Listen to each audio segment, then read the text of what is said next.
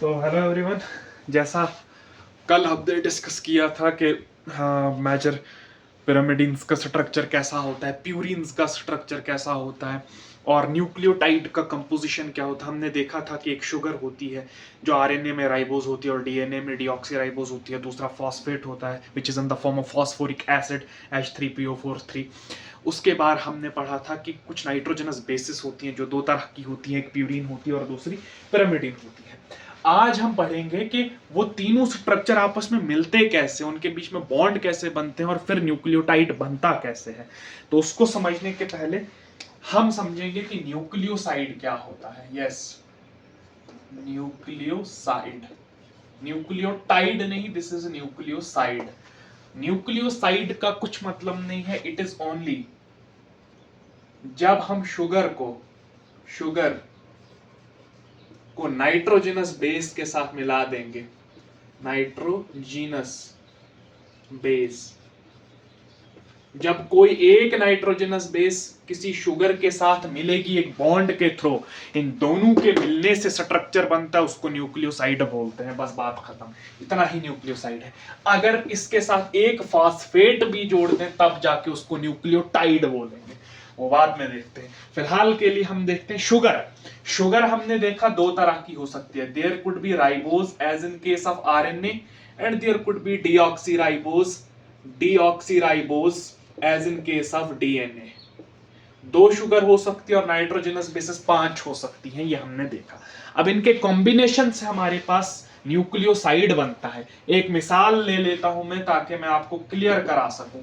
For example हम ribose sugar को लेंगे, राइबोज शुगर लेंगे, प्लस इसके साथ ऐड करेंगे हम एडेनिन को, जो कि एक प्यूरिन है, एडेनिन को, जो कि एक प्यूरिन होती है। दो रिंग्स पाई जाती है, एक पिरामिडिन रिंग होती है और दूसरी इमेडाजोल रिंग होती है।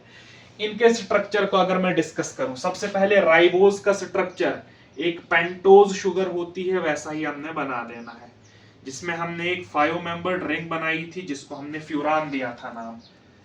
रिंग से बाहर एक कार्बन होता है CH2, इसके साथ एक हाइड्रोक्सिल ग्रुप है, हाइड्रोजन, यहाँ एक हाइड्रोजन, यहाँ एक हाइड्रोजन। अगर राइबोज है तो नीचे दोनों साइड से हाइड्रोक्सिल ग्रुप होंगे, यहाँ पे एक हाइड्रोजन और ऊपर से एक OH। इतनी बात क्लियर है।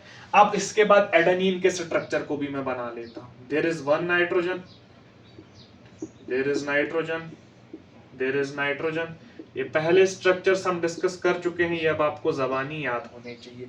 एडेनिन में यहाँ पर एक NH2 हुआ करता था, यहाँ पे डबल बॉन्ड, यहाँ पे डबल बॉन्ड, यहाँ पे डबल बॉन्ड, यहाँ पे डबल बॉन्ड, यहाँ एक हाइड्रोजन, यहाँ एक हाइड्रोजन और यहाँ एक हाइड्रोजन। ये हमारे पास राइबोज है और ये हमारे पास एडेनिन है। आप इनके नाम्स भी डिमार्केट कर सकते हो।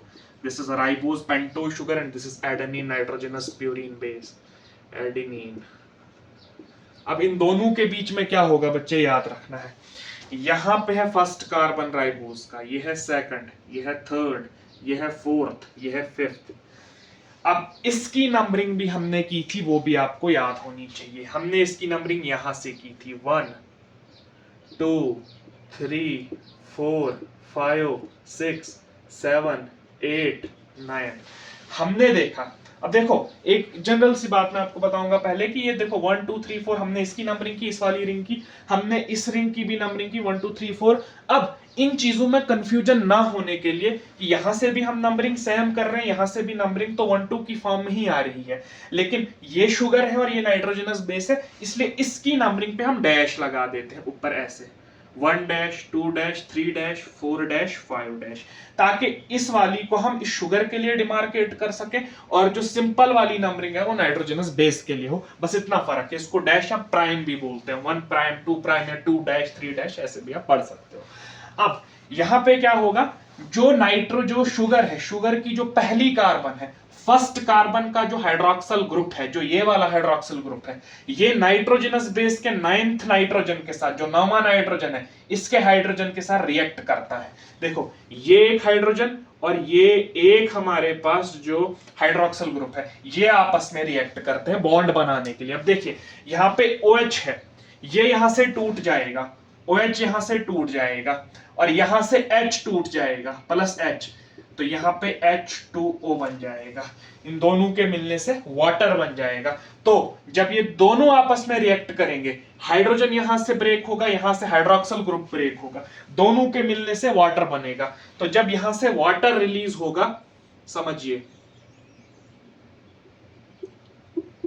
तो यहां पे हमारे पास एक डायरेक्ट बॉन्ड बन जाएगा फर्स्ट कार्बन के साथ, और यहां से माइनस हो गया H2O, जो ये थे हाइड्रोक्सिल ग्रुप और ये थे, यहां से हाइड्रोक्सिल ग्रुप और ये निकल गए। अब यहाँ पे इस वाले नाइट्रोजन और इसके साथ बॉन्ड बन गया, तो क्या ये दोनों आपस में जुड़ गए? इस बॉन्ड का नाम होता है एन ग्लाइकोसिडिक लिंकेज या N glycosidic bond. Why N, N का मतलब है nitrogen, why glyco, glyco, glyco मतलब कि ये ग्लूकोज, ग्लूकोज नहीं, एक कार्बोहाइड्रेट से मिल रहा है, ग्लाइकोसिडिक, सिडिक linkage, LIN linkage, N glycosidic linkage, इसको एन ग्लाइकोसिडिक बॉन्ड भी बोलते हैं। ये किस किस के बीच में बना? ये हमारे पास बना शुगर के कार्बन फर्स्ट से और नाइट्रोजन के, और जो नाइट्रोजनस बेस थे उसकी नाइट्रोजन 9 के बीच में ये बॉन्ड बना by the removal of water, जिसका नाम हमने एन ग्लाइकोसिडिक लिंकेज दिया। अब जो ये पूरा स्ट्रक्चर बना राइबोज और एडेनिन के मिलने से, ये इसको हम न्यूक्लियोसाइड बोलते हैं, और इसका नाम होता है एडिनोसिन। एडिनोसिन, ये आपने याद रखनी है, एडेनिन नहीं, एडिनोसिन। सीन का मतलब इसके साथ एक शुगर मिल चुकी है, इस वाले न्यूक्लियोसाइड का नाम है एडिनोसिन। क्या बात क्लियर है? अगर बात क्लियर है तो मैं आपको चीज समझा देता हूं। एक चीज, ये हमने एक प्यूरिन की एग्जांपल ली, अब मैं आपको एक पिरामिडीन की एग्जांपल भी दे देता हूं ताकि वो भी क्लियर हो जाए। ये आपने याद रखना है, राइबोज प्लस एडेनिन से बना एडिनोसिन, एडिनोसिन। अब मैं लूंगा दूसरी एग्जांपल, राइबोज शुगर को मैं ले रहा हूं प्लस एडेनिन की जगह अब मैं साइटोसिन ले लेता हूं, साइटोसिन जो कि एक पिरामिडीन है। इन दोनों के मिलने से क्या बनेगा? सबसे पहले राइबोज शुगर तो वैसे ही बना, एक जैसी स्ट्रक्चर थी राइबोज शुगर की, यहां पे OH OH, यहां पे CH2OH, हाइड्रोजन को रिप्रेजेंट करने की कोई जरूरत नहीं है, देयर इज OH। नाउ यहां पे एक nitrogen, nitrogen, there is nitrogen. अब अगर हम साइटोसिन की बात कर रहे हैं तो यहां पे NH2 होगा, डबल बॉन्ड O, ऑक्सीजन, और इसके साथ एक हाइड्रोजन होगा। ये आ गया साइटोसिन और ये आ गई राइबोज। नाम भी डिमार्केट कर सकते हो आप, this is ribose, this is cytosine. अब होगा क्या? सिमिलरली इसके first carbon, this is the C first carbon, और यहां पर पहला नाइट्रोजन है, याद रखना यहां पे ऐसे नंबरिंग होती, first, second, third, fourth, fifth, sixth, ऐसे नंबरिंग होगी। तो कार्बन फर्स्ट और nitrogen first, this is nitrogen first, इन दोनों के बीच में रिएक्शन होगी और ये H और OH जो है यहां से रिमूव हो जाएगा in the form of water. इन दोनों के रिमूवल से यहां पे एक बॉन्ड बनेगा जिसको हमने एन ग्लाइकोसिडिक लिंकेज नाम दिया, बिकॉज एक नाइट्रोजन है और दूसरा ग्लाइकन है, दोनों के मिलने से जो ये बॉन्ड बना इसको हमने एन ग्लाइकोसिडिक बॉन्ड बोला। N glycosidic bond is formed by the removal of water from the carbon first and the nitrogen second of the sugar ribose and nitrogenous base cytosine respectively। ये बात हो गई हमारे पास। अब यहां पर N glycosidic linkage इस तरीके से बनी।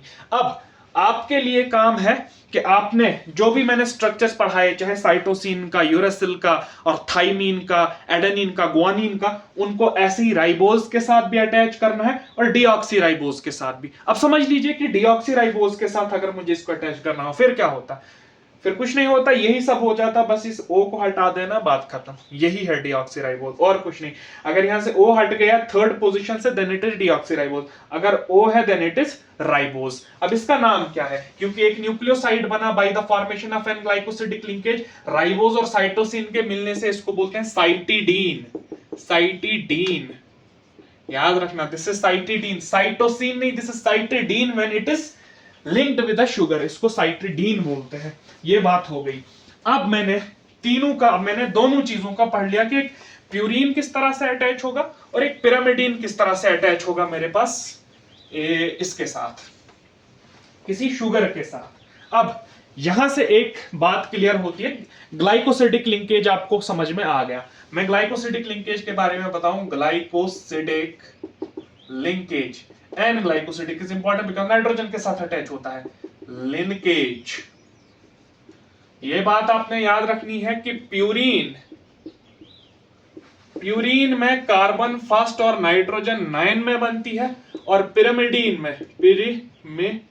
में कार्बन फर्स्ट के और nitrogen first of the pyrimidine ring के साथ एन ग्लाइकोसिडिक लिंकेज बनती है।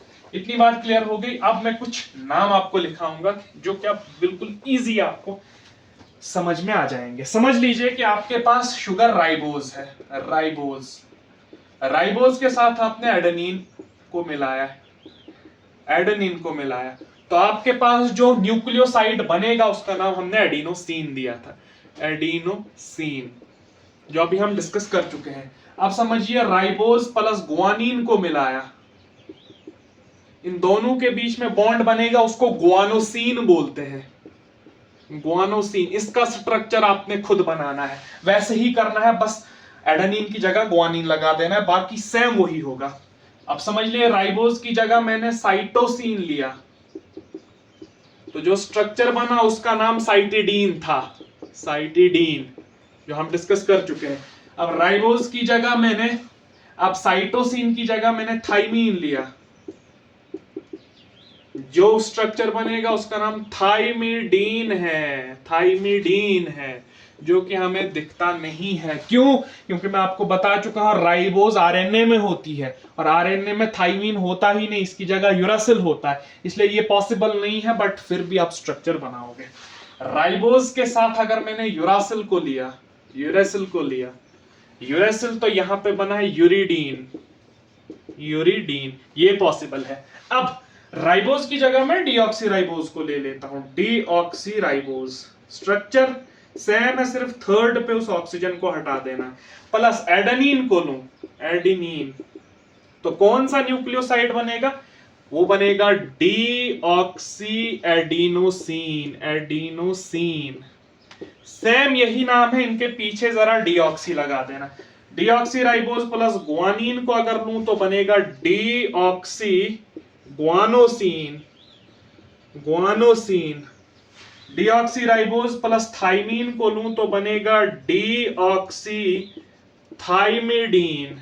ये पॉसिबल है क्योंकि डीएनए में हमारे पास थाइमीन होता है। डीऑक्सी प्लस साइटोसिन को लूं बनेगा डीऑक्सी साइटिडीन। अगर डीऑक्सीराइबोज प्लस यूरासिल को लूं तो बनेगा deoxy uridine, which is not possible again. Why? Because deoxyribose होती डीएनए में है और डीएनए में यूरासिल बाइंड नहीं कर सकता, but still you have to make the structure. आपने स्ट्रक्चर बनाना है, इसको आप नोट कर लीजिए। These are the whole nucleosides जो मैंने यहाँ पे डिस्कस कर दिए। उम्मीद है कि न्यूक्लियोसाइड का फंडा आपको क्लियर हुआ होगा। इसके बाद हम डिस्कस करते हैं जरा न्यूक्लियोटाइड की। आप ये नोट कर लीजिए प्लीज, इजी कंसेप्ट था और मजेदार कंसेप्ट था, उम्मीद है आपको समझ आई होगी। इसके बाद हेडिंग डाल लीजिए न्यूक्लियोटाइड की, क्या वो न्यूक्लियोटाइड कैसे बनता है, उसको भी बड़े मजे के साथ समझेंगे। जरा वीडियो को ध्यान देने दीजिए, कैमरा ठीक है, ओके। अब हम पढ़ते हैं न्यूक्लियोटाइड।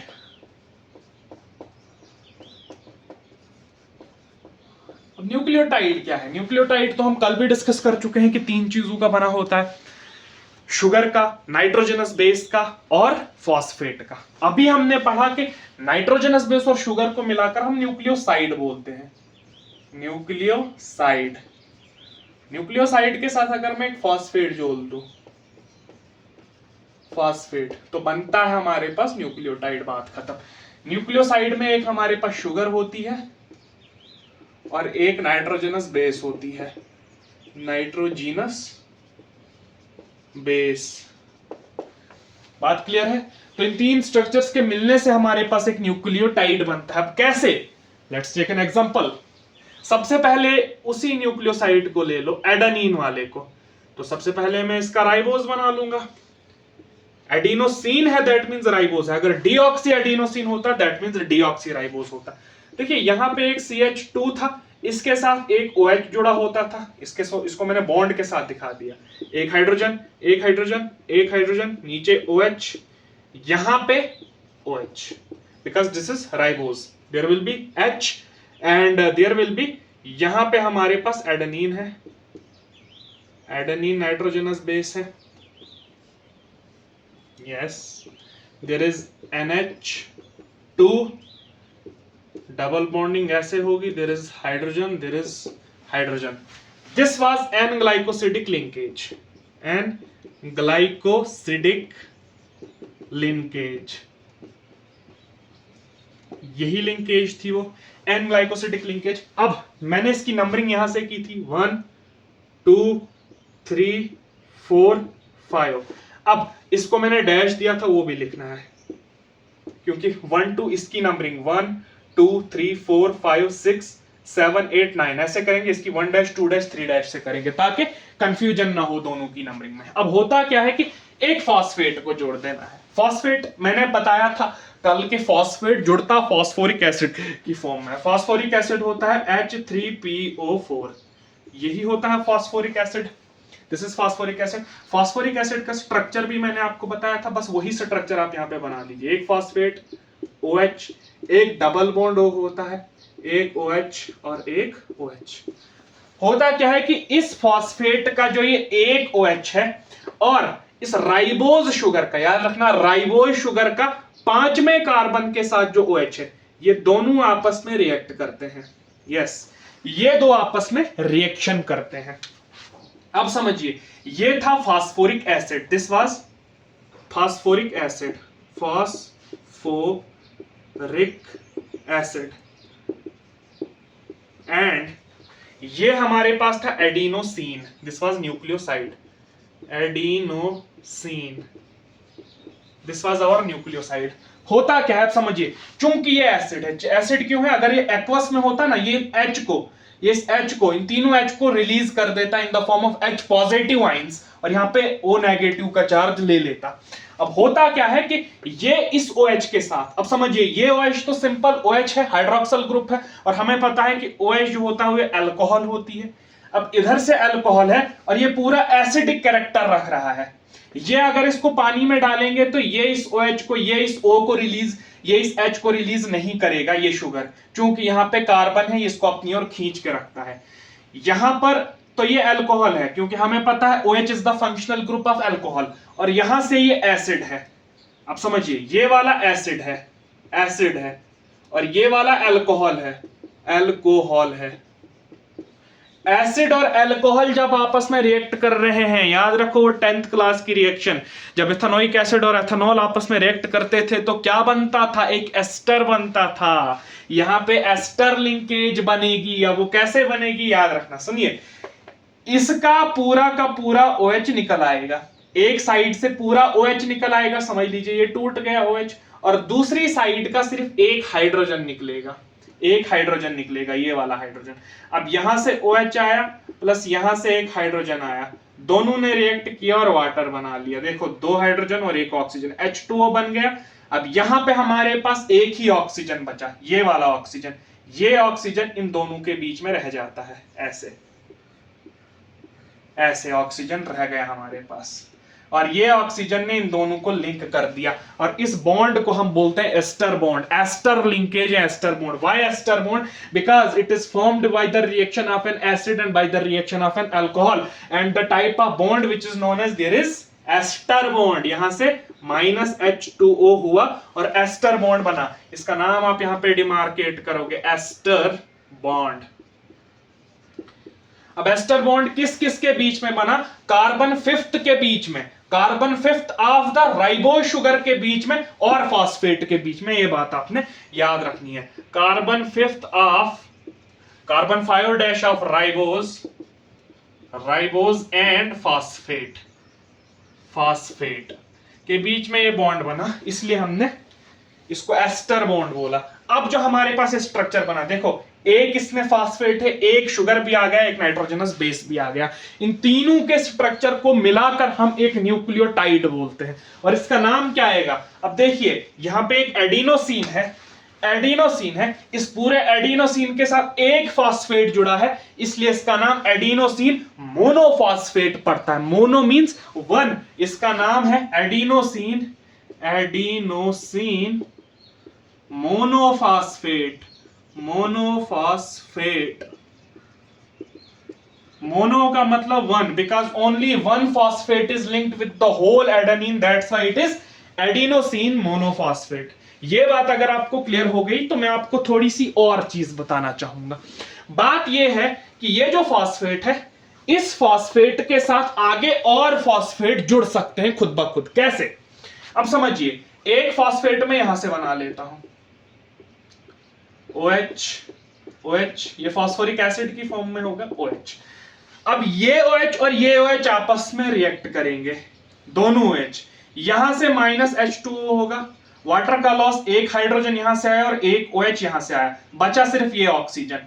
ये ऑक्सीजन इन दोनों के बीच में बॉन्ड बना लेगा कुछ ऐसे, यहां से वाटर लॉस हो गया और ऐसा ही बॉन्ड यहां पे भी दिखा। क्या मैं इसको भी एस्टर बॉन्ड बोल दूं? नहीं बोल सकता। क्यों नहीं बोल सकता? क्योंकि मैंने देखा कि एक फास्फोरिक एसिड दूसरे फास्फोरिक एसिड के साथ बॉन्ड बना रहा है। एस्टर बॉन्ड में तब बोलता जब एक एसिड अल्कोहल के साथ बॉन्ड बनाता, और जब एक एसिड ही दूसरे एसिड के साथ बॉन्ड बना ले। याद रखना, one acid is making bond with the another acid, तब उस बॉन्ड को क्या बोलते हैं? उस बॉन्ड को बोलते हैं एनहाइड्राइड बॉन्ड, या इसको, चूंकि यहां पे फॉस्फेट है, इसको फॉस्फो एनहाइड्राइड बॉन्ड बोलते हैं। Phospho anhydride, anhydride, hydride bond. Anhydride का मतलब वाटर का रिमूवल होना। वाटर तो यहां से भी हुआ, लेकिन यहां पे रिएक्टिंग स्पीशीज अलग अलग थी। इसको फॉस्फो ईस्टर बॉन्ड भी बोलते हैं, क्योंकि फॉस्फेट के साथ एस्टर बन रहा है। इसको फॉस्फो ईस्टर बोलते हैं, इसको फॉस्फो एनहाइड्राइड बॉन्ड बोलते हैं। अब समझिए, क्या ये अब एडिनोसिन मोनोफॉस्फेट कहलाएगा? एडिनोसिन तो है, ठीक है, एक फॉस्फेट दो फॉस्फेट, अब तो एडिनोसिन मोनोफॉस्फेट नहीं है, अब इसका नाम पड़ेगा adenosine diphosphate, adenosine diphosphate, diphosphate. Yes, अब समझिए कि इसके साथ एक और फॉस्फेट जुड़ गया इधर से। अब मैं इसको सीधे बना लेता हूं। एक फॉस्फेट सिमिलरली वैसे ही जुड़ा जैसे मैं अभी तक आपको बता चुका हूं, देयर इज OH। क्या अब ये एडिनोसिन डाइफॉस्फेट है? 1 2 3, तीन फॉस्फेट जुड़े, अब ये एडिनोसिन ट्राइफॉस्फेट कहलाएगा। Adenosine triphosphate, triphosphate. क्या एडिनोसिन ट्राइफॉस्फेट का नाम आपने पहले भी सुना है? यस, एडिनोसिन ट्राइफॉस्फेट, जिसको हम energy currency of the cell भी बोलते हैं, that is ATP। Adenosine diphosphate, that is ADP। Adenosine monophosphate, that is AMP। इनको शॉर्ट में ये फुल फॉर्म्स याद रखनी होती हैं। अब यही होती है ATP भी, जिसको हमने स्ट्रक्चर में पढ़ा था कि वो एनर्जी की करेंसी होती है, कि उसमें इस वाले बॉन्ड को अल्फा बॉन्ड बोलते हैं, इसको बीटा बॉन्ड बोलते हैं, इसको गामा बॉन्ड बोलते हैं। ये जब टूटेगा तो एनर्जी रिलीज होगी, ये जब टूटेगा तो और एनर्जी रिलीज होगी। ये टूटता नहीं है, AMP बन जाएगा और ये दोनों फॉस्फेट अलग हो गए तो एक large amount of energy release होती है। उस एनर्जी को किसी ना किसी काम में लगाया जाता है, और वो भी हम देखेंगे कि जब हम रेप्लिकेशन पढ़ेंगे, ट्रांसक्रिप्शन पढ़ेंगे, ट्रांसलेशन पढ़ेंगे, वहां पे भी इसी तरह से एनर्जी को ऑब्टेन किया जाता है। क्योंकि हमने जनरली ATP का सुना है, एडिनोसिन ट्राइफॉस्फेट का सुना है, लेकिन होती ग्वानोसिन ट्राइफॉस्फेट भी है। इसकी जगह ग्वानोसिन भी हो सकता है, साइटिडीन ट्राइफॉस्फेट भी होता है, ग्वानोसिन ट्राइफॉस्फेट भी हो सकता है। उसके बाद प्यूरिन्स और पिरामिडिन्स में से आपके पास साइटिडीन ट्राइफॉस्फेट भी होगा, थाइमिडीन ट्राइफॉस्फेट भी होगा, यूरिडीन ट्राइफॉस्फेट भी होगा। ऐसे कई फॉर्म्स पाई जाती हैं इनकी। ये बात आपने याद रखनी, इसका स्ट्रक्चर आप नोट कर लीजिए। ये होता है एक न्यूक्लियोटाइड का स्ट्रक्चर। अब मैं जरा आपको चीज समझा देता हूं। देखिए देखिए देखिए देखिए, एक चीज मैं आपको और क्लियर कर देता हूं, देयर इज OH। आप समझिए कि यहां पे इस प्यूरिन की जगह पे मैं एक पिरामिडीन लगा दूं, समझ लो साइटोसिन ही लगा दिया मैंने, तो क्या स्ट्रक्चर चेंज होगा? नहीं, वही होगा बस इसकी जगह, बाकी इधर से जो होगा वही है जो मैंने बताया, बस यहां पे अब आप बेसिस चेंज करते जाओ। एक बार साइटोसिन रख दो, थाइमिन रख दो, ग्वानोसिन रख दो, अकॉर्डिंगली इसका नाम भी चेंज होता जाएगा। अब ये बन गया हमारे पास साइटिडीन। अब साइटिडीन के साथ एक फॉस्फेट जुड़ा है, इसको साइटिडीन मोनोफॉस्फेट बोलते हैं। Then it is called cytidine, cytidine monophosphate, monophosphate. अगर और फॉस्फेट जोड़ दूं तो साइटिडीन डाइफॉस्फेट, और जोड़ दूं तो साइटिडीन ट्राइफॉस्फेट। ऐसे आपने नाम याद रखने। हाँ, एक और बात, अगर समझ लीजिए ये O हटा दिया, अब ये बन गया डीऑक्सीराइबोज, बन गया, सिर्फ डीऑक्सीराइबोज बन गया, और यहां पे है साइटिडीन मेरे, और यहां पे साइटोसिन है, तो इसको मैं बोलूंगा डीऑक्सी साइटिडीन, साइटिडीन, और एक फॉस्फेट है मोनोफॉस्फेट, मोनोफॉस्फेट। ये न्यूक्लियोटाइड बना डीऑक्सीसाइटिडीन मोनोफॉस्फेट, और जोड़ दूं डीऑक्सीसाइटिडीन ट्राइफॉस्फेट तक बन सकता है। 3 फॉस्फेट ज्यादा से ज्यादा जुड़ते हैं, ये बात भी याद रखनी है। तो क्या आप ऐसे ही सारे के सारे स्ट्रक्चर्स बना पाओगे? This is homework for you. आपने ऐसे न्यूक्लियोटाइड्स बनाने हैं जिसमें ग्वानोसिन, एडेनिन, ट्राइम जितने भी है सबको जोड़ना, और यहाँ पे राइबोज को भी रखने, और डीऑक्सीराइबोज से भी बनाने हैं।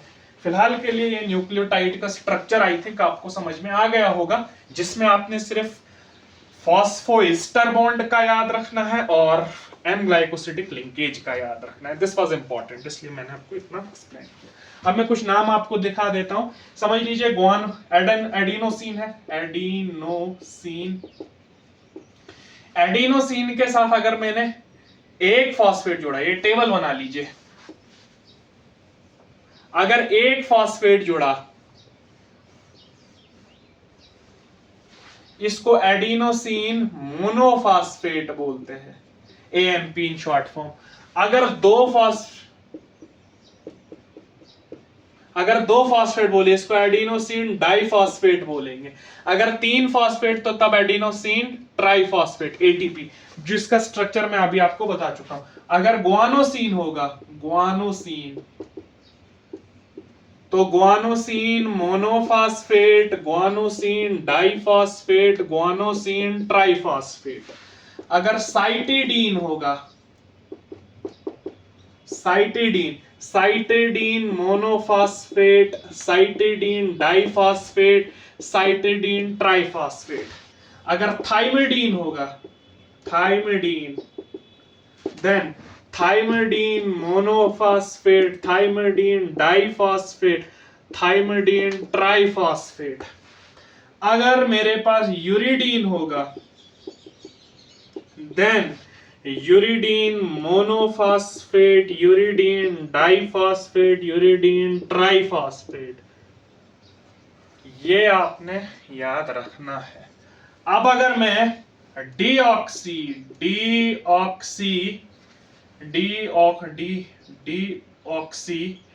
एडिनोसिन ले लूं, तो मेरे पास क्या बनेगा? Deoxy adenosine monophosphate, deoxy adenosine diphosphate, deoxy adenosine triphosphate.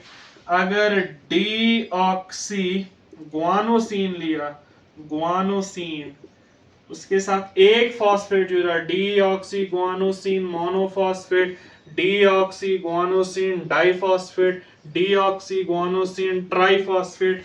अगर डीऑक्सीसाइटिडीन लिया, then there is deoxycytidine monophosphate, deoxycytidine diphosphate, deoxycytidine triphosphate. अगर deoxythymidine लिया, thymidine लिया, then there is deoxythymidine monophosphate, deoxythymidine diphosphate, deoxythymidine triphosphate. और अगर डीऑक्सीयूरिडीन लिया, उसके साथ एक फॉस्फेट जुड़ा, डीऑक्सीयूरिडीन मोनोफॉस्फेट, डीऑक्सीयूरिडीन डाइफॉस्फेट, डीऑक्सीयूरिडीन ट्राइफॉस्फेट।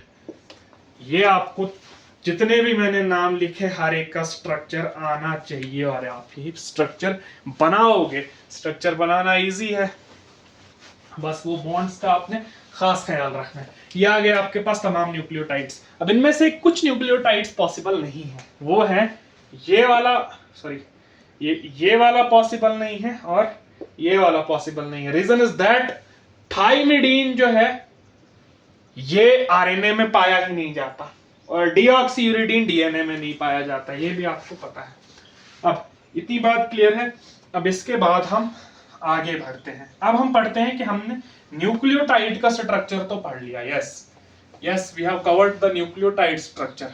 अब हम पढ़ते हैं कि जब ये आपस में, हमने देखा था कि जब कई सारे न्यूक्लियोटाइड आपस में मिलते हैं तो तब जाके एक पॉलीन्यूक्लियोटाइड चेन बनती है और उसी पॉलीन्यूक्लियोटाइड चेन के कंपोज्ड होते हैं न्यूक्लिक एसिड्स। उसके लिए हमें समझना होगा कि ये न्यूक्लियोटाइड्स आपस में कैसे मिलते हैं एक लॉन्ग चेन बनाने के लिए। तो हमें पढ़ना पड़ेगा पहले डाई न्यूक्लियोटाइड का स्ट्रक्चर। न्यूक्लियोटाइड, डाई का मतलब होता है टू, यानी जब दो न्यूक्लियोटाइड आपस में लिंक कैसे होंगे, उनके बीच में कौन से बॉन्ड्स बनेंगे, पहले हमें उसके बारे में स्टडी करना पड़ेगा। Yes, dinucleotide. फिर जब हमने एक बार डाइन्यूक्लियोटाइड समझ लिया, फिर हम पॉलीन्यूक्लियोटाइड चेन तो इजीली बना ही सकते हैं, क्योंकि हमें पता चल जाएगा कि लिंकिंग ऑफ डीएनए कैसे होती है, लिंकिंग ऑफ न्यूक्लियोटाइड्स कैसे होती है। उसके लिए आप एक न्यूक्लियोटाइड बना लो। एज यूजुअल मैं वही न्यूक्लियोटाइड बनाऊंगा एडिनोसिन की एग्जांपल लेकर। ऑब्सेशन है मुझे एडिनोसिन से। CH2O, there is phosphate OH O, मैं इसको ट्राइफॉस्फेट, एडिनोसिन ट्राइफॉस्फेट बना रहा हूं, ये बात आपने याद रखनी है। एडिनोसिन ट्राइफॉस्फेट, देखिए यहाँ पे H, यहाँ पे H, यहाँ पे H, यहाँ पे H OH, यहाँ पे OH, यहाँ पे H, मैं राइबोज की एग्जांपल ले रहा हूं, और यहाँ पे आगे आपके पास एडिनोसिन, नाइट्रोजन। सेम स्ट्रक्चर बनाना है जैसा बना चुके हैं। There will be NH2 double bond H and there is also 1H। इतनी बात हो गई। अब यहाँ पे 1 prime, 2 prime, 3 prime, 4 prime, 5 prime, ये बात क्लियर है। अब ये मेरे पास है adenosine triphosphate, ATP, this is adenosine triphosphate. अब इस वाले न्यूक्लियोटाइड के साथ मैंने दूसरा न्यूक्लियोटाइड अटैच करना है। उस न्यूक्लियोटाइड को मैं बिल्कुल इसके नीचे बना देता हूं। यहां पे मैं आपको दिखाऊंगा कि बॉन्डिंग कैसे होती है। देयर इज CH2, थोड़ा सा मैं इसको उधर बना लेता हूं, थोड़ा मैं इसको इधर बनाऊंगा क्लियर करने के लिए, आप समझ जाओगे। आप राइबोज का स्ट्रक्चर वैसा ही बनाओगे। CH2, there is 1 for oxygen, there is phosphate, double bond O, OH, there is O, there is P, double bond O, OH, there is O, P, double bond O, OH and OH। इधर से मैं बनाऊंगा cytosine को। Normal example ले लेते हैं, यहाँ पे आप कोई भी ले सकते हो न्यूक्लियोटाइड, मैं साइटोसिन को ले रहा हूँ। There is double bond O, NH2 double bond, there is hydrogen. यहाँ पे OH, OH, H, H, H, H, 1 prime, 2 prime, 3 prime, 4 prime and 5 prime. अब समझना है आपने कि इन दो न्यूक्लियो, हाँ ये इसका नाम क्या है, this is cytidine triphosphate, this is CTP, cytidine triphosphate. अब दो न्यूक्लियोटाइड बन गए। अब इन दोनों के बीच में आपस में लिंकेज कैसे बनती है ये आपने याद रखना है। समझिए, सबसे पहले होता क्या है कि जो एंजाइम इस रिएक्शन को कैटालाइज कराएगा उसके बारे में भी हम जानेंगे, जिसका नाम DNA पॉलीमरेज होता है।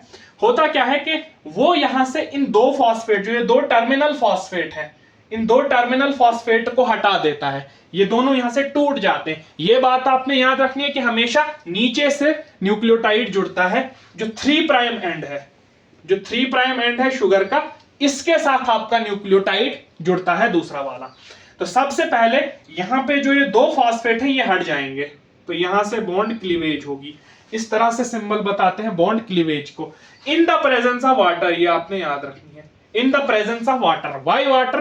क्योंकि वाटर स्प्लिट होगा OH में और H में, OH negative and H positive में। जब ये इधर से डिटैच होंगे, ये दोनों फॉस्फेट जब इधर से निकलेंगे, यहां पे एक वैलेंसी खाली हो जाएगी, उसकी जगह पे OH आ जाएगा, और जो यहाँ पे O अकेला था, इसकी एक वैलेंसी खाली थी, ये H इसके साथ जुड़ जाएगा, बन जाएगा OH। इतनी बात हो गई क्लियर आपको। In the presence of water हमने न्यूक्लियोटाइड के जो टर्मिनल फॉस्फेट्स थे वो तोड़ दिए। अब हमारे पास बन गया CMP, this is CMP now, cytidine monophosphate. इतनी बात क्लियर है। अब होता क्या है कि ये जो फॉस्फेट है, इस फॉस्फेट का ये OH, यस ये OH, और ऊपर वाले न्यूक्लियोटाइड की जो शुगर है, जो राइबोज है, उसके 3' पे जो OH है, ये आपस में रिएक्शन करते हैं। जब ये दोनों आपस में रिएक्ट करेंगे तो यहां पे वाटर का लॉस होगा। समझ लीजिए, एक OH यहां से निकला, एक H यहां से निकला, ये दोनों खाली हो गए, बन गया वाटर हमारे पास। बचा ये O, ये O इनके बीच में बॉन्ड बना देता है ऐसे। समझिए, इसको मैं इधर से बना देता हूं थोड़ा इजी करने के लिए।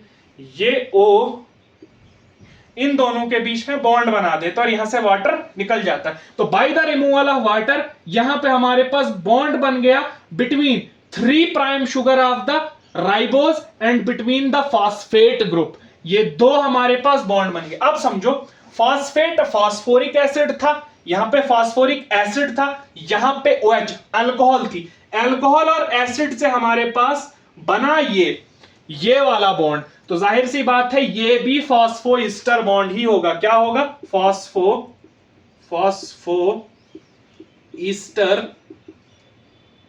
बॉन्ड। तो दो न्यूक्लियोटाइड आपस में जुड़ गए, ये वाला पूरा न्यूक्लियोटाइड इस वाले न्यूक्लियोटाइड के साथ जुड़ गया। जो टर्मिनल फॉस्फेट्स यहां से टूटे थे, मैंने कहा था कि जब फॉस्फेट्स टूटते हैं तो एक large amount of energy release होती है, क्योंकि ये हाईली एक्सर्गोनिक या एक्सोथर्मिक प्रोसेस होता है। उस एनर्जी को यूज कर लिया इस बॉन्ड को बनाने के लिए। That energy which is released by the cleavage of the two terminal phosphates is used in the formation of the phosphoester bond between the two adjacent nucleotides. ये बात आपने याद रखनी है। जब फॉस्फोइस्टर बॉन्ड यहां पे बन गया, ये बात आपने याद रखनी है कि ये दो न्यूक्लियोटाइड आपस में जुड़ गए। अब समझिए, ये वाला बॉन्ड जो था, ये भी तो फॉस्फोइस्टर बॉन्ड ही था। Yes, it was also phosphoester bond, और एक ऊपर बना फॉस्फोइस्टर बॉन्ड। तो क्या इस ओवरऑल इस फॉस्फेट के साथ दो फॉस्फोइस्टर बॉन्ड्स हैं? यस। तो इसलिए इसको कॉमनली हम इस पूरे स्ट्रक्चर को फॉस्फोडाइएस्टर लिंकेज या फॉस्फोडाइएस्टर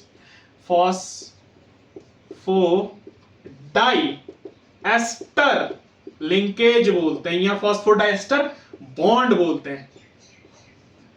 वाई फॉस्फोडाइएस्टर? क्योंकि फॉस्फेट की हेल्प से, डाई का मतलब two, one ester bond is there and the second ester bond is there. दो एस्टर बॉन्ड्स बोल रहे हैं, इसलिए हमने फॉस्फोडाइएस्टर लिंकेज दिया इसका नाम, और ऐसे हमारे पास दो न्यूक्लियोटाइड का स्ट्रक्चर बन गया। क्या बात सही है कि नहीं? अब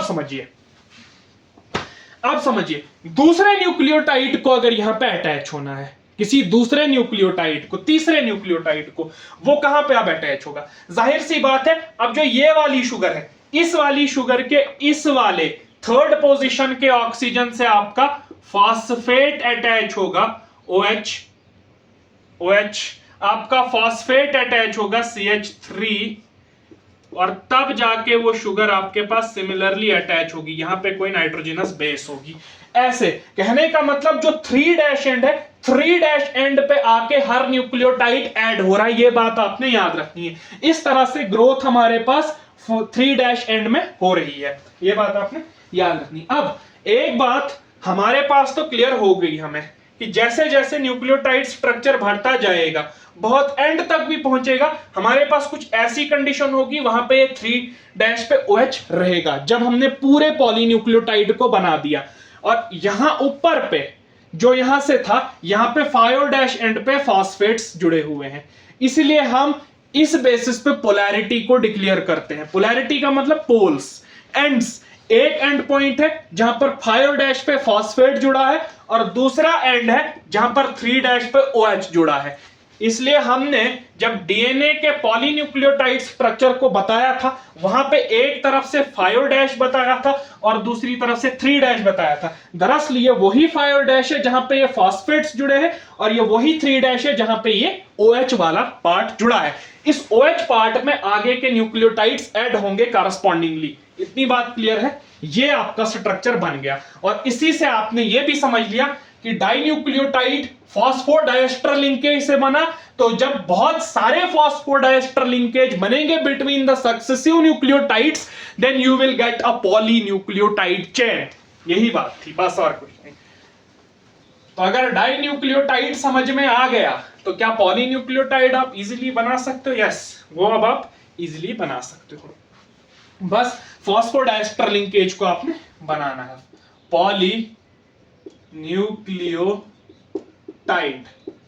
अब इसको मैं नहीं बनाऊंगा, उतना लंबा हो जाएगा।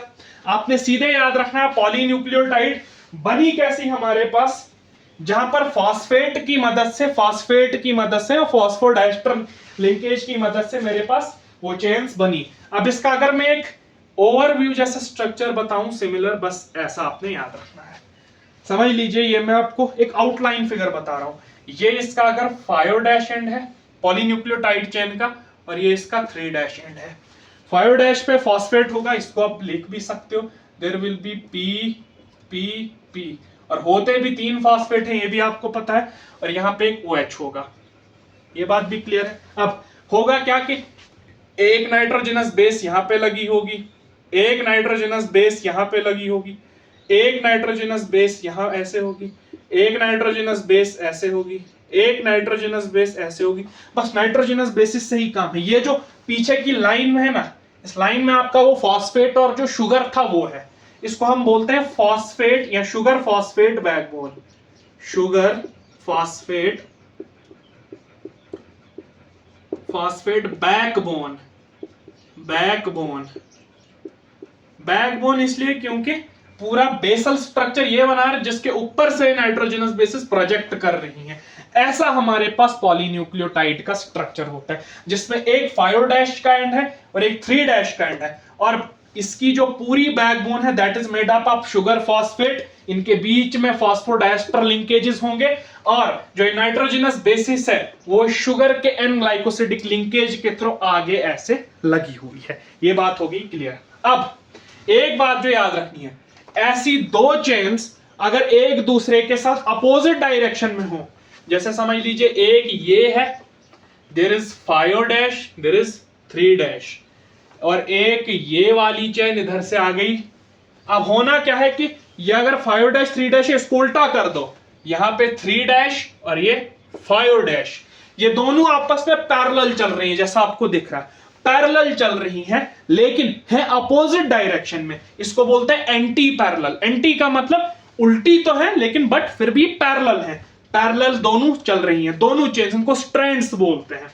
जैसे ये एक चेन थी, इस पॉलीन्यूक्लियोटाइड चेन को हम स्ट्रैंड बोलते हैं, ये भी आपने याद रखना है। This is strand also, strand, इसको हम स्ट्रैंड भी बोलते हैं, जो हमने पढ़ा था। अब होगा क्या, एक नाइट्रोजनस बेस यहां थी, एक नाइट्रोजनस बेस यहां थी, एक नाइट्रोजनस बेस यहां थी, एक इधर, one is there, one is there. इधर से भी नाइट्रोजनस बेसिस होंगी, दोनों साइड से जो नाइट्रोजनस बेसिस होंगी। अब होगा क्या कि इन दोनों नाइट्रोजन बेसिस इधर साइड से जो एक दूसरे को फेस कर रही हैं, इनके बीच में टेम्पररी हाइड्रोजन बॉन्डिंग हो जाती है। यस, हाइड्रोजन बॉन्डिंग हो जाती है। वो कैसे होती है वो भी मैं आपको बताऊंगा। अब कुछ नाइट्रोजनस बेसिस के बीच में 2 हाइड्रोजन बॉन्ड बनते हैं और कुछ नाइट्रोजनस बेसिस के बीच में 3 हाइड्रोजन बॉन्ड बनते हैं। ये बात आपने याद रखनी है। ये हम लिखेंगे hydrogen bonding between two strands, दो स्ट्रैंड्स के बीच में हाइड्रोजन बॉन्डिंग बन गई, ऐसे हमारे पास टू स्ट्रैंड्स कंडीशन है, और ऐसे हमारे पास डीएनए बनता है। फिर डीएनए ऐसे ही हमारे पास बनता है। आरएनए तो सिंपल ऐसा, डीएनए ऐसे बनता है जब दो स्ट्रैंड्स, लेकिन होनी चाहिए उल्टी डायरेक्शन में। अगर ये 5 to 3 चल रही है, ये 3 to 5 होनी चाहिए इस डायरेक्शन में। इन जो नाइट्रोजनस बेसिस अंदर की तरह एक दूसरे को फेस आउट कर रही है, इनके बीच में हाइड्रोजन बॉन्डिंग हो जाती है, जिसकी वजह से हमारे पास टू स्ट्रैंड्स बनती है डीएनए की। अब हाइड्रोजन बॉन्डिंग कैसे होती है उसको जरा देखते हैं कि इस नाइट्रोजनस बेस के बीच में क्या होती है, ये आपने याद रखना है। Yes, this is very important. देखिए, जो एडेनिन होगा, जो हमने अभी एक पढ़ा, जो कि एक प्यूरिन होती है, ये हमेशा डबल हाइड्रोजन बॉन्ड बनाएगा थाइमीन के साथ। यस, जो कि एक पिरामिडीन है, याद रखना। और जो ग्वानिन है, ये आपके पास हमेशा ट्रिपल हाइड्रोजन बॉन्ड बनाएगा with cytosine. This is the universal rule which you have to follow. ये आपको जबानी याद रखना होगा। इसको आप याद रखो, एट आपने सुना होगा, एट से याद रखो, इनके बीच में 2 हाइड्रोजन बॉन्ड बनते हैं, और जीसी, रैंडम जीसी, उसके बीच में 3 हाइड्रोजन बॉन्ड बनते हैं। ऐसे आपने ये बात याद रखनी है। मैं लिखूंगा 2 हाइड्रोजन बॉन्ड्स और इनके बीच में 3 हाइड्रोजन बॉन्ड्स। ये आपने बात याद रखनी, यूनिवर्सल बात याद रखनी। अब रीजन क्या है ये हाइड्रोजन बॉन्ड्स इनके बीच में बनते हैं, और इसके बीच में 2 ही क्यों, इसके बीच में 3 ही क्यों?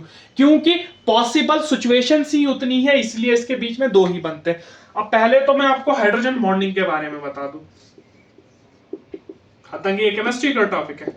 हाइड्रोजन बॉन्डिंग वीक बॉन्डिंग होती है, जो कि आपको एक नाम से पता चल रहा है, एक हाइड्रोजन एटम और दूसरा एटम चाहिए हमारे पास कोई इलेक्ट्रोनेगेटिव, हाईली इलेक्ट्रोनेगेटिव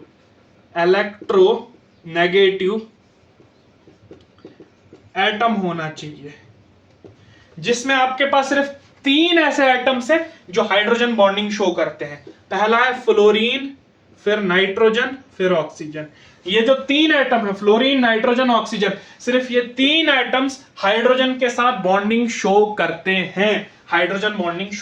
हैं, ये बात आपने याद रखनी है। अब किस तरीके से, जैसे वाटर की एग्जांपल ले लो, H2O की अगर एग्जांपल, एक हाइड्रोजन ऑक्सीजन ये, और दूसरा ऑक्सीजन ये वाटर मॉलिक्यूल्स। अब देखिए, ऑक्सीजन इलेक्ट्रोनेगेटिव है ज्यादा, तो इस बॉन्ड के पूरे इलेक्ट्रॉन पेयर को अपनी ओर खींचेगा, जिसकी वजह से इस पे डेल्टा नेगेटिव का चार्ज आ जाएगा, और इन हाइड्रोजन पे डेल्टा पॉजिटिव का चार्ज आएगा। इसको पार्शियल पॉजिटिव चार्ज बोलते हैं। सिमिलरली इस वाले मॉलिक्यूल के साथ भी होगा, इस पे डेल्टा नेगेटिव चार्ज आएगा, और इन 2 हाइड्रोजन पे डेल्टा पॉजिटिव चार्ज आएगा। अब समझिए, पॉजिटिव नेगेटिव जब आपस में नजदीक होते हैं, तो इन दोनों के बीच में अट्रैक्शन होती है, पॉजिटिव और नेगेटिव। लिहाजा इन दोनों के बीच में एक पोलर अट्रैक्शन हुई बिटवीन नेगेटिव एंड पॉजिटिव, और हुई किस किस के बीच में, हाइड्रोजन एंड ऑक्सीजन। जो ये हाइड्रोजन और ऑक्सीजन के बीच में ये जो आपस में अट्रैक्शन हो रही है due to this partial charges, इसको हाइड्रोजन बॉन्डिंग बोलते हैं।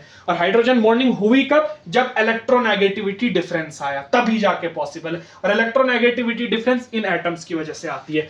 अब हमारे पास एडेनिन हो, थाइमिन हो, ग्वानिन हो, साइटोसिन हो, इनमें नाइट्रोजन और ऑक्सीजन होती है। जाहिर सी बात है, नाइट्रोजन और ऑक्सीजन की वजह से ही हाइड्रोजन बॉन्डिंग यहाँ पे पॉसिबल है। फ्लोरीन का कोई जिक्र यहाँ पे नहीं होगा। अब इसी को मैं थोड़ा सा आपको बता दूंगा। अब मैं पूरा जनरल 2 स्ट्रैंड्स को आपस में स्ट्रक्चर बनाऊंगा, उनका जो स्ट्रक्चर आपस में लिंक करूंगा, उनके बीच में मैं हाइड्रोजन बॉन्डिंग को शो करूंगा, और उससे आपको पूरा डीएनए का मॉलिक्यूलर स्ट्रक्चर जबानी याद हो जाएगा। वो आपने याद रखना है। फिलहाल के लिए वीडियो को थोड़ा देखने दो मुझे। हाँ, बस ठीक है। वो आपने अब याद रखना है। This is the most important thing which I am going to draw here. सबसे पहले एक फॉस्फेट को बना लो, बहुत इलाबरेट स्ट्रक्चर बनेगा, पूरा बोर्ड भर जाएगा, याद रखना। दिस इज राइबोज, याद रखना आपने, this is ribose. As always मैं इधर एडेनिन बनाऊंगा, ठीक है। यहां पे CH2 समझ लीजिए, इसके साथ एक फॉस्फेट, दूसरा फॉस्फेट, तीसरा फॉस्फेट। अभी मैं वो बाकी नहीं बना रहा हूं, इतना समझ लीजिए। अब ये 1 2 3 4 5, this is at 5 prime end, ये बात क्लियर है। There will be hydrogen, there is hydrogen, there is hydrogen, there was OH, there was H। मैं बता रहा हूं H क्योंकि मैं अब डीएनए की बात कर रहा हूं, यहां पे डीऑक्सीराइबोज होगा, याद रखना है। यहां पे इसलिए H लिखा मैंने, देयर विल बी H। यहां पे मैं एडेनिन को बनाऊंगा, यहां पे मैं एडेनिन को बनाऊंगा। There will be, I am forming adenine, there is N, समझिए NH2। उस एक H को मैं ऐसे लिख लेता हूं, एक H को मैं ऐसे लिख लेता हूं, क्योंकि दोनों अलग अलग हैं। यहां पे एक H था, अब यहां पे डबल बॉन्ड, यहां पे डबल बॉन्ड, यहां पे डबल बॉन्ड, यहां पे डबल बॉन्ड। ये बात आपने याद रखनी। ये हमारे पास बन गया डीऑक्सी एडिनोसिन का स्ट्रक्चर, और इधर से अगर ट्राइफॉस्फेट, डीऑक्सी एडिनोसिन ट्राइफॉस्फेट। इसके साथ हमने दूसरा न्यूक्लियोटाइड लिंक किया था इस थर्ड वाले, यहां पे phosphate, there is OH CH2। क्या ऐसा ही स्ट्रक्चर था वो? यस, एग्जैक्टली ऐसा ही स्ट्रक्चर था। यहां पे मेरे पास आएगा एक H, क्योंकि इस वाले के साथ वो एक एस्टर लिंकेज बना रहा था, इस वाले के साथ दूसरा एस्टर। इस पूरे को फॉस्फोडाइएस्टर लिंकेज बोलते हैं। ये डाइन्यूक्लियोटाइड का स्ट्रक्चर बनाने जा रहा हूं मैं। There will be OH at 3' direction, क्योंकि ये 3 प्राइम पे है, और यहाँ पे H क्योंकि डीऑक्सीराइबोज है। यहाँ पे H आएगा और यहाँ पे मैं दूसरे को बना लूंगा।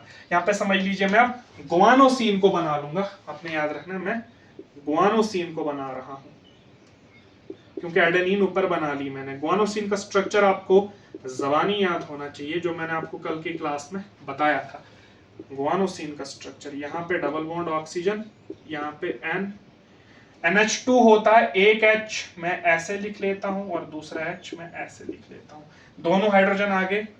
यहाँ पे डबल बॉन्ड आएगा, यहाँ पे डबल बॉन्ड, यहाँ पे डबल बॉन्ड, ये नाइट्रोजन के साथ, सॉरी यहाँ डबल बॉन्ड नहीं आएगा, यहाँ पे डबल बॉन्ड आएगा, फिर यहाँ नहीं आ सकती, यहाँ पे डबल बॉन्ड आएगा। ये आ गया हमारे पास गुआनोसिन का स्ट्रक्चर। अब देखिए ये मैंने लिंक दिखा दिया है, दिस इज फॉस्फोडाइएस्टर लिंकेज। मैं इसको लिख देता हूं फॉस्फोडाइएस्टर लिंकेज, जो मैंने यहाँ पे दिखा दिया फॉस्फोडाइएस्टर लिंकेज। अब सेम स्ट्रक्चर यहां से बनेगा, लेकिन है क्या मसला, यहाँ पे 5 प्राइम है, ये 3 प्राइम है। अब उसको उल्टा बनाना है। यस, ये बात है कि उसको उल्टा बनाना है। ये अगर सीधा है, इसको उल्टा करके इधर से बना दो, क्योंकि ये उल्टी डायरेक्शन में होते हैं दोनों। तो यहां पे आपने ख्याल रखना है। पहली बात, ये एडेनिन है, एडेनिन के साथ में बॉन्ड किसकी बनती है? डबल हाइड्रोजन बॉन्ड बनती है थाइमीन की। तो मैं थाइमीन को बनाऊंगा, नाइट्रोजन इधर से बनाऊंगा थाइमीन को। पहले तो आप इतना स्ट्रक्चर बना लीजिए थाइमीन। मुझे पता है कि यहाँ पे थाइमीन का डबल बॉन्ड होता है, यहाँ पे भी डबल बॉन्ड होता है, यहाँ पे एक मिथाइल ग्रुप होता है CH3, यहाँ पे भी डबल बॉन्ड होता है। अब इस वाले को लिंक कर दो आप ऐसे। राइबोज शुगर बनानी है हमने। क्या उल्टी राइबोज शुगर आ गई? यस, यही तो इंपॉर्टेंट बात है जो आपने याद रखनी है। यहाँ पे 1 2 पे H आएगा, H आएगा क्योंकि डीऑक्सीराइबोज है। 3 के ऊपर यहाँ पे OH आ जाएगा, ये आ जाएगा 3 प्राइम पोजीशन पे OH। अब यहाँ पे H, यहाँ पे H, यहाँ पे CH2O P double bond OH, ठीक है। अब P के साथ फॉस्फेट जुड़ेगा, और अब हमारे पास ये वाला दूसरे न्यूक्लियोटाइड के साथ मेरे पास अटैच होगा। अब समझिए, ये वाला मेरे पास दूसरे न्यूक्लियोटाइड के साथ अटैच होगा। फिलहाल के लिए इतना देख लीजिए। अब होगा क्या समझना है, यहाँ पे आपने देखिए ये साइटोसिन था, ये मेरे पास ये वाला स्ट्रक्चर जो था ये मेरे पास एडेनिन था। मैंने कहा था इन दोनों के बीच में डबल हाइड्रोजन बॉन्डिंग होती है। अब कैसे होती है वो आपने याद रखना है, किस तरीके से मेरे पास डबल हाइड्रोजन बॉन्डिंग यहाँ पे होती है। देखिए एक नाइट्रोजन यहाँ पे है, नाइट्रोजन अगर यहाँ पे है तो जाहिर सी बात है ये इलेक्ट्रोपॉजिटिव होगा, यहाँ पे एक हाइड्रोजन है बैलेंसी को फिल करने के लिए। यहाँ पे ये इलेक्ट्रोनेगेटिव एलिमेंट है, जाहिर सी बात है ये अपनी और इलेक्ट्रॉन्स को खींचेगा और आपस में यहाँ पे एक डेंसिटी बना देगा, there will be partial negative charge. यहाँ पे भी नाइट्रोजन है और यहाँ पे हाइड्रोजन है, तो यहाँ पे हाइड्रोजन जो है पार्शियल पॉजिटिव चार्ज में होगा क्योंकि नाइट्रोजन इससे इलेक्ट्रॉन खींच लेगा। तो यहाँ पे पॉजिटिव, यहाँ पे नेगेटिव, इन दोनों के बीच में हाइड्रोजन बॉन्डिंग डेवलप हो जाती है। क्यों? क्योंकि हाइड्रोजन यहाँ पे और यहाँ पे नाइट्रोजन है, तो दोनों के बीच में एक हाइड्रोजन बॉन्ड बन गया। अगेन यहाँ पे ऑक्सीजन है, ये नेगेटिव चार्ज होगा, और यहाँ पे हाइड्रोजन है, ये नाइट्रोजन के साथ लिंक है, तो नाइट्रोजन इससे लोन पेयर लेगा, यहाँ पे पॉजिटिव बनेगा, यहाँ पे नेगेटिव बनेगा। अगेन यहाँ पे एक हाइड्रोजन बॉन्डिंग होगी इस तरीके से। बाकी पॉसिबल नहीं है यहाँ पे हाइड्रोजन बॉन्डिंग होना। क्यों पॉसिबल नहीं? आप यहाँ भी सोच रहे होगे कि यहाँ पे भी होगी, लेकिन यहाँ पे ऑक्सीजन तो है, लेकिन यहाँ पे हाइड्रोजन के साथ कार्बन लिंक है पीछे से, ये देखिए, और कार्बन इससे उतनी इलेक्ट्रोनेगेटिविटी नहीं होती कि हाइड्रोजन से उतने इलेक्ट्रॉन्स को वापस ले ले। तो यहाँ पे दो हाइड्रोजन बॉन्ड बने, एक इसलिए मैंने इसको खोल के बताया था क्योंकि यहाँ पे एक हाइड्रोजन बॉन्ड मैंने इसके साथ शो करना था। तो क्या मेरे पास एडेनिन और साइटोसिन के बीच में 2 हाइड्रोजन बॉन्ड्स बने? किस तरीके से बने वो आपने याद रखना है। अब जाहिर सी बात है दूसरा स्ट्रक्चर मैं बनाऊंगा। देखिए ये कौन सा स्ट्रक्चर था मेरे पास? ये मेरे पास ग्वानिन का स्ट्रक्चर था। अब इसकी जगह पे मैं, ग्वानिन जुड़ता है साइटोसिन से, साइटोसिन का स्ट्रक्चर बनाऊंगा। Nitrogen nitrogen, there is nitrogen, यहां पे आएगा double bond, there will be NH2, आप ऐसे लिख लो वापस से, and there is double bond, ये आ गया साइटोसिन।